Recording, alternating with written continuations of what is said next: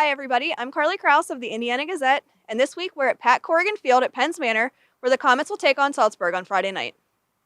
It's hard to find much good in a 57-12 loss, but the Salzburg Trojans can after last week's game against Ligonier Valley. The Trojans actually held a lead against the powerful Rams, 6-3 in the first quarter on a trick play, and that's something that rarely happens to the Rams.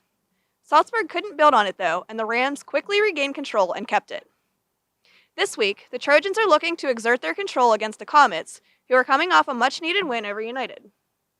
Both teams are 2-2 and looking to springboard into the second half of the season above 500.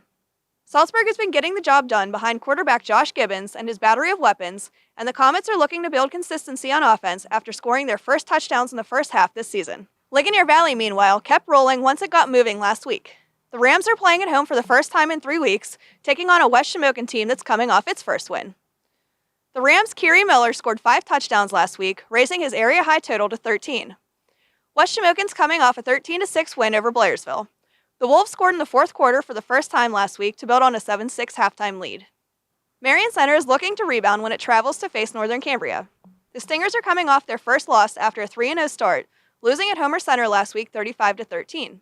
Northern Cambria comes in at 2-2 after struggling to generate offense in last week's 28-6 loss to Purchase Line. It looks like the Colts might have to do it without starting quarterback Mike Hoover, who was knocked out of last week's game.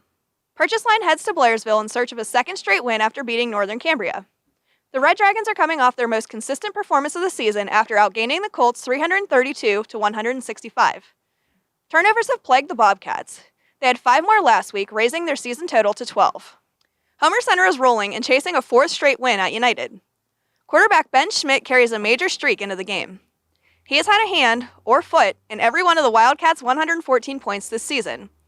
United started last week's game against Penn's Manor with 16 healthy players, and junior running back Hunter Cameron claimed the school's career rushing record.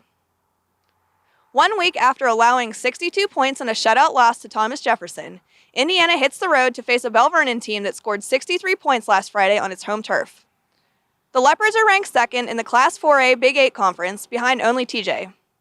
Staying healthy will be key for the Indians after losing multiple starters to injuries over the last couple weeks.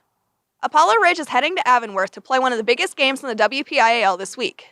Both teams are 4-0, with the Vikings getting the job done on the road last week at East Allegheny, and Avonworth handing New Brighton its first loss. Quarterback Jax Miller and running back Park Penrod have accounted for more than 1,200 yards for the Antelopes. Apollo Ridge has relied on a junior cast featuring quarterback Jake Fellow, running back Logan Harmon, and receivers Keaton Reese and Clay Fitzroy. That's it for this week. Check out the game-by-game preview in print on Thursday and read all the game stories Saturday at indianagazette.com and in the Indiana Gazette.